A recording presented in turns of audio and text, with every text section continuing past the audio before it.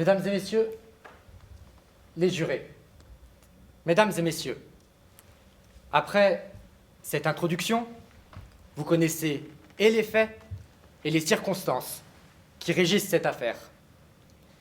C'est pourquoi il n'est pas question pour moi de vous présenter les circonstances qui justifient le procès de Busiris.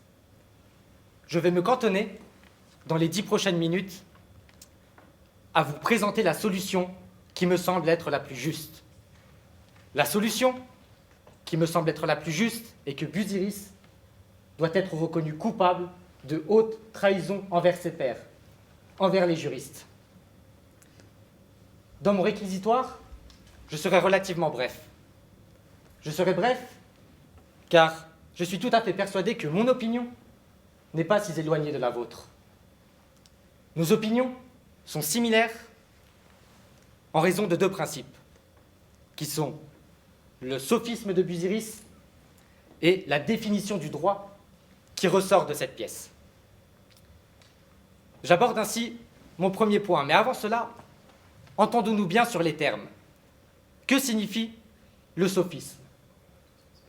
Le sophisme, c'est argumenter dans un sens et être capable d'argumenter dans le sens parfaitement opposé. L'exemple parfait de cette définition, c'est Busiris. Busiris, comme il l'a déjà été dit, a justifié, en se fondant sur 3 manquements du droit, en quoi la guerre de Troie devait avoir lieu, et a tout de suite retourné son argumentation pour dire en quoi la guerre de Troie ne devait pas avoir lieu. La question que je vais vous poser à présent, c'est de savoir si Busiris a-t-il raison ou non d'être un sophiste, si un juriste, s'il est opportun pour un juriste d'être un sophiste. Pour répondre à cette première question, je vais me référer au texte de Giraudoux. Démocos, lorsqu'il introduit Busiris, dit la phrase suivante: « Avance Busiris, ta mission commence. » Et avant même la première prise de parole de Busiris, on peut apercevoir que Busiris paraît sous l'influence, sous l'autorité de Démocos. Busiris représente le pouvoir judiciaire dans cette pièce. Et il est justement soumis au pouvoir législatif qui est représenté par Démocos, Démocos étant le chef du Sénat. Mais la soumission du pouvoir judiciaire ne s'arrête pas là. En effet, Hector, lorsqu'il s'adresse à Busiris, lui dit la phrase suivante: « Ou ces gardes te mènent en prison, pour des années, ou tu pars ce soir même couvert d'or. » Ainsi renseigné, soumets de nouveau la question à ton examen le plus impartial. Et dès le moment où Hector dit cette phrase, Busiris va complètement changer son argumentation.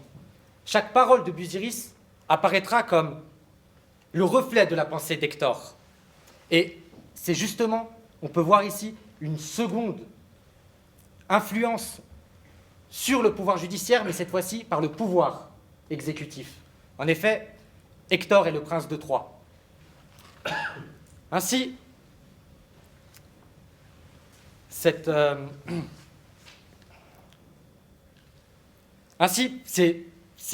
citation que j'ai faite du texte de Giraudoux nous prouve en quoi il n'est pas souhaitable pour un juriste d'adopter un comportement de sophiste. Ce qui m'amène à mon second point. Laissez-moi vous raconter une histoire. Laissez-moi vous raconter l'histoire d'un écrivain. Un écrivain qui reçoit un ouvrage inachevé, un ouvrage dont il souhaite poursuivre l'écriture. Que va-t-on conseiller à cet écrivain? De se jeter tête baissée dans la rédaction? Bien évidemment, non. On va souhaiter à notre écrivain, on va lui conseiller même de prendre connaissance des premières pages qui ont été rédigées par le précédent auteur pour connaître l'histoire du roman, ses personnages, son intrigue, son style.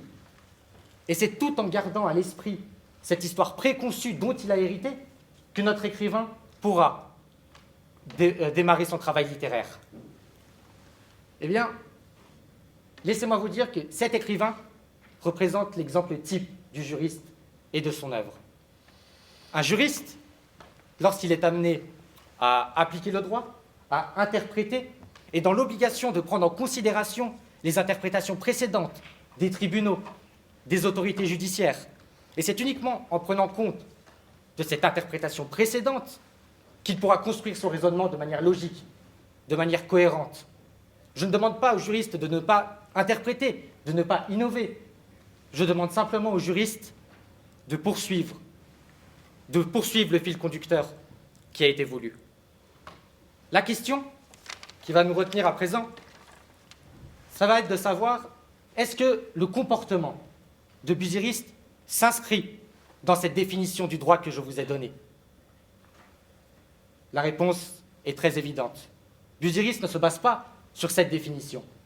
Busiris se base sur la définition d'Hector. Selon Hector, le droit est la plus puissante des écoles de l'imagination.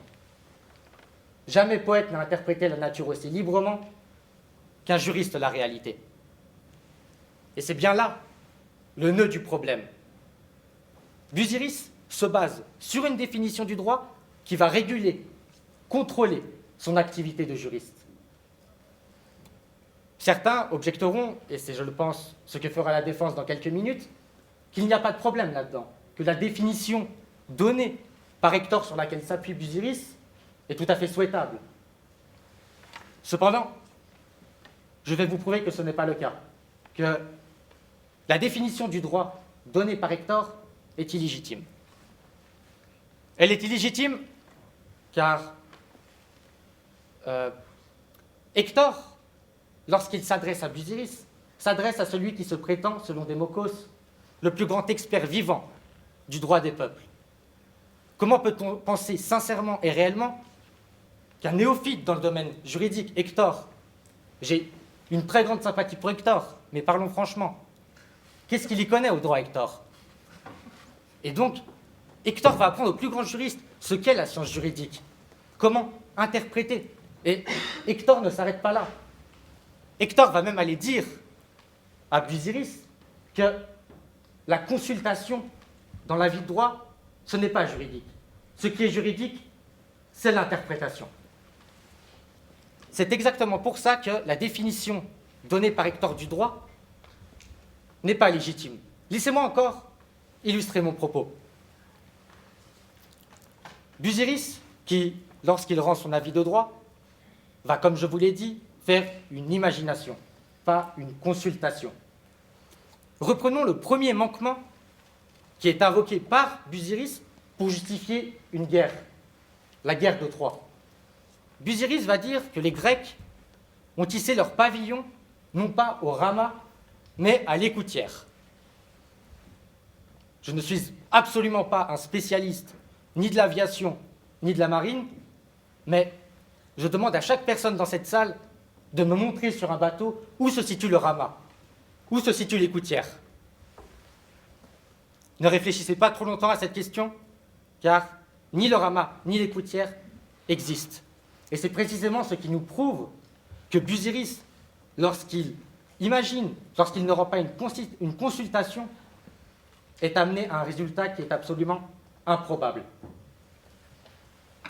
Voilà pourquoi, outre le fait que Busiris n'est pas un juriste de qualité,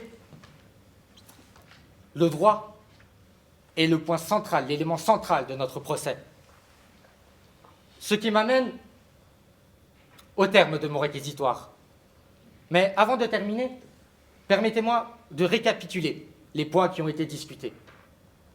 Je ne vous ai pas seulement montré en quoi le pouvoir législatif, le pouvoir exécutif pouvait être dangereux pour le droit. Je vous ai montré en quoi le sophisme était néfaste pour un juriste. Je ne vous ai pas seulement montré en quoi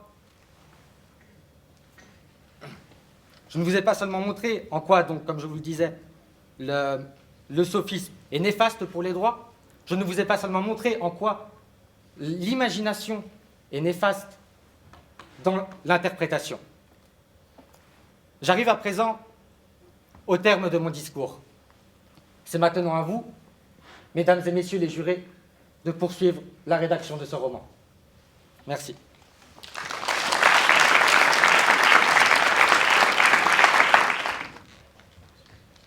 Mesdames et messieurs, défendre Busiris, c'est peut-être d'abord rappeler les circonstances qui voient ce soir cet homme accusé.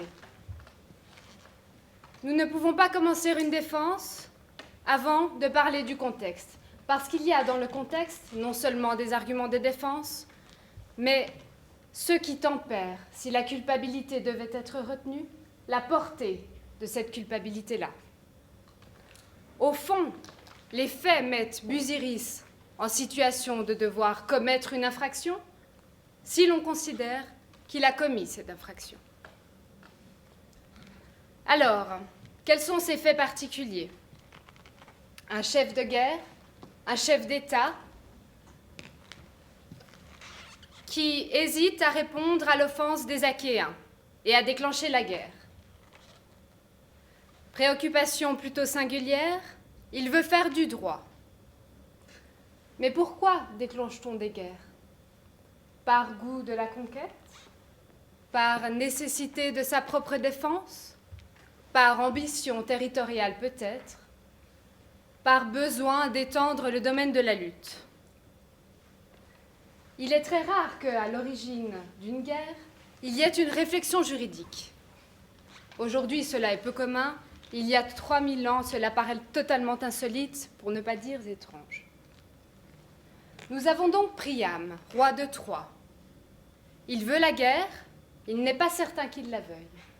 Son épouse, Écube, présumée pacificatrice, croyant à la vertu de la vie plus qu'aux beautés de la gloire et de la conquête, la rejette.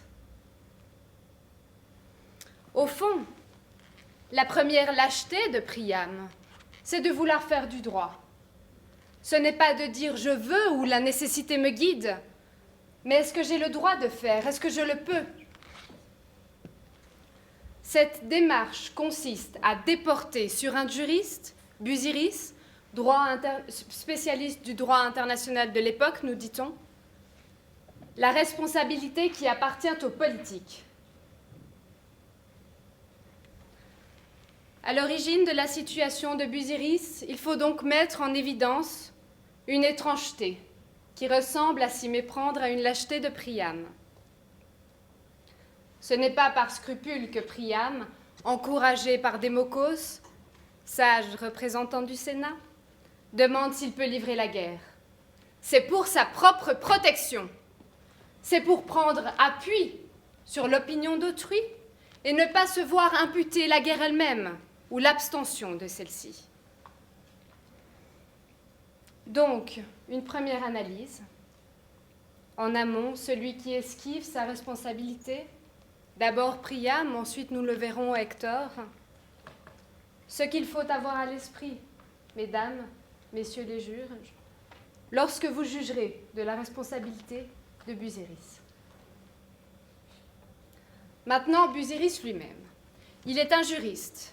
Il connaît donc les catégories et les principes, et notamment les circonstances dans lesquelles l'on peut considérer que l'on est victime d'une agression, agression justifiant à son tour la riposte ou la guerre. L'on peut considérer comme agression la manière dont on hisse le mât, la manière dont on pénètre dans des eaux territoriales, la manière dont on accoste, toute chose relevant, au fond, beaucoup du droit de la mer d'antan, sur lequel les contemporains auraient difficilement des opinions. Mais ce n'est pas simplement que les opinions des contemporains qui peuvent être variables. Celle d'un spécialiste, elle aussi connaît des variations. C'est si vrai que dans les exemples donnés par Busiris, du temps où il considère la guerre comme légitime, il évoque aussitôt la possibilité d'interpréter des signes autrement que comme des provocations à la guerre. Vous avez là le problème du juriste.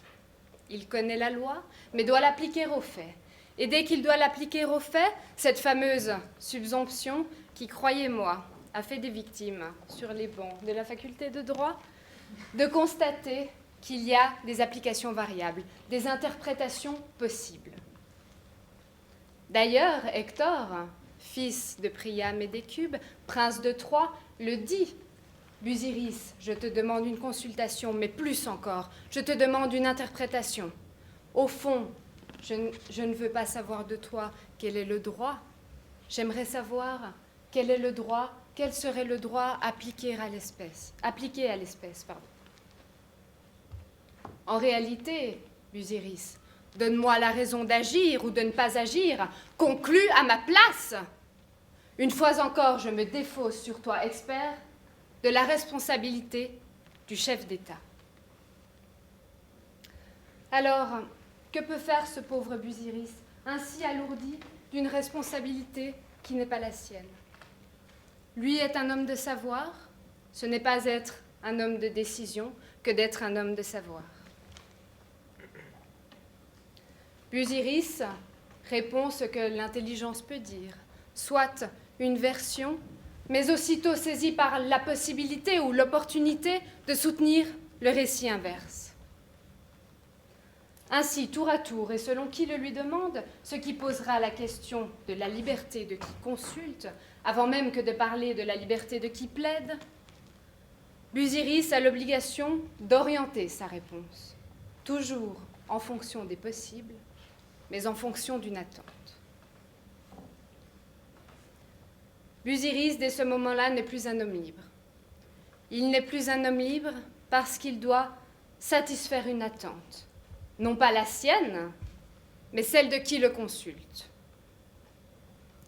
Sa parole devient donc, comme sa pensée, pour partie serve. Il s'agit de satisfaire une exigence qui n'a plus rien à voir avec le scrupule de vérité, à supposer que ce scrupule existe, mais à avoir avec la nécessité de pacifier une attente, de répondre à une exigence. La question de Priam, respectivement celle d'Hector, est gouvernée par le statut de chef d'État. La réponse de Busiris sera le contraire d'une réponse académique, elle sera une réponse orientée. On peut évoquer ici l'école pyrrhonienne, avec une légère anachronie. Cette idée qu'il est si difficile de trancher, si difficile de conclure. Et l'intelligence, si elle est scrupuleuse, ce qu'on ne permet pas à Busiris d'être scrupuleux en intelligence, puisqu'on lui demande de conclure. Mais cette intelligence, si elle est scrupuleuse, suspendrait perpétuellement le jugement parce qu'elle sait que toute conclusion est une injustice. Au fond, sabrer, c'est élire, mais élire, c'est-à-dire juger, c'est sabrer. Oublions un instant Pyrrhon pour en revenir au malheureux Busiris. Il n'est plus un homme libre, vous le disais-je, parce qu'on le consulte au titre de sa connaissance, mais on attend de lui autre chose que l'exposé d'un savoir. Mais une opinion, soit un savoir qui conclut. Tour à tour ainsi, Busiris dira ce qu'on veut qu'il dise, ou ce que l'on s'attend à entendre. Privé de sa liberté, il n'argumente plus, il sert. Et là, c'est le débat platonicien très antique qui traverse la philosophie. Faut-il rechercher la vérité ou faut-il servir une vérité? Chez Platon, le philosophe recherche la vérité. La dialectique est l'instrument qu'il met en œuvre pour parvenir à cette fin. Il devrait, dans sa recherche, être désintéressé, c'est par là, je veux dire, peu lui importe ce que sera la vérité qu'il trouvera, seul lui importe la vérité. C'est aux antipodes du sophiste, dont je disais qu'il sert une vérité, ce qui crée naturellement un grand mépris chez le Platon philosophe. Au fond, ici, la vérité est un a priori, là, la vérité est une destination. Le philosophe parvient à la vérité, le sophiste triomphe ou fait triompher une vérité nécessaire et préétablie, celle d'une cause. Toute la différence ici entre l'intelligence désintéressée et l'intelligence qui sert un intérêt. Et pour conclure, mesdames et messieurs, Busiris qui, par formation de juriste, par formation académique, devait se trouver dans la position de celui qui cherche ou dit la vérité, sans a priori et sans nécessité, est précipité par l'exigence du pouvoir politique dans la position de celui qui doit servir une vérité, servir plusieurs vérités. Au fond, Busiris trahit sa mission originelle et profonde. Merci.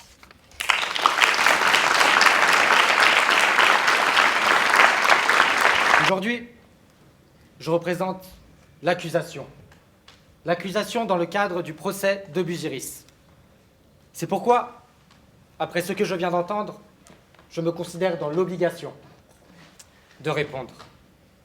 Dans l'obligation de répondre, car j'ai entendu à plusieurs reprises que Busiris était qualifié de pauvre, de malheureux, que Busiris n'était pas libre.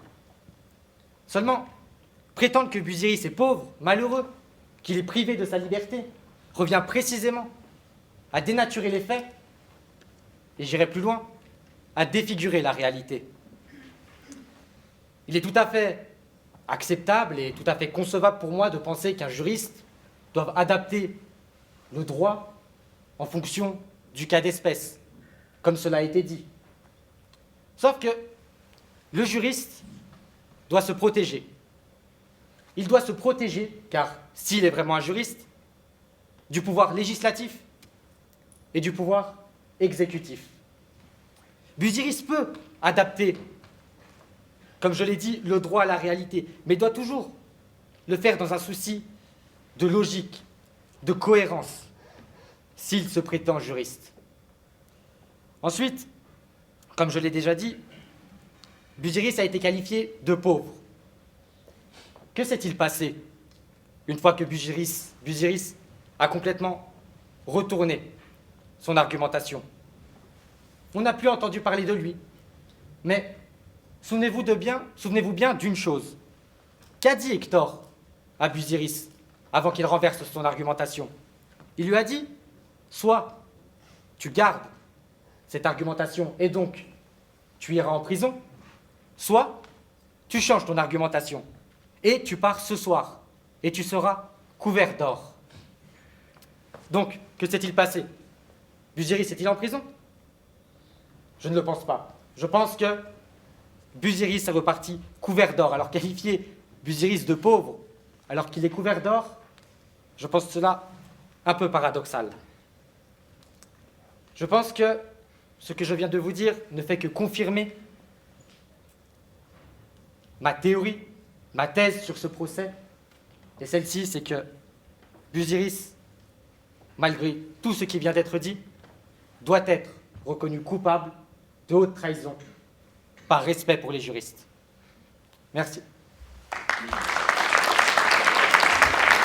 Mon cher confrère, ma duplique sera courte. Vous prenez l'obligation de répondre en justifiant que vous êtes à l'accusation, mais avez-vous réellement les arguments pour cela? J'en doute.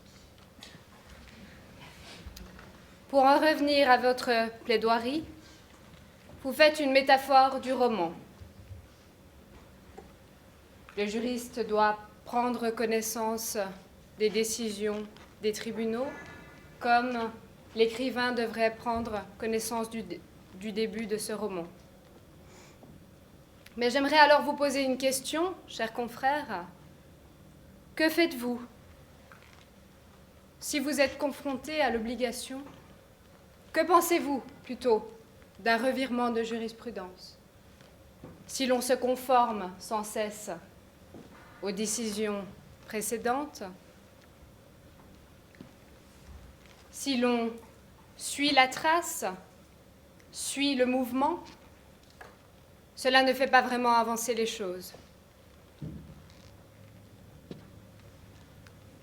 Je doute, chers confrères, que vous soyez atteints d'une sorte d'immobilisme de la pensée. D'ailleurs, le bâtonnier Bonan le disait, la conviction est l'immobilisme de la pensée. Vous parliez aussi d'Hector dans votre plaidoirie, ce qui m'a amené à me poser la question, mais avait-il assez d'arguments pour accuser mon client, pour prendre autant de temps pour parler d'un autre protagoniste de la pièce? Mais malheureusement, il n'est pas un protagoniste dans ce procès. Une dernière chose, chers confrères, vous me riez au nez quand je traite mon client de pauvre. Évidemment, je suis peut-être à un niveau plus philosophique que le vôtre. Vous incarnez plutôt bien votre statut de procureur en associant le terme pauvre uniquement à l'argent. Merci.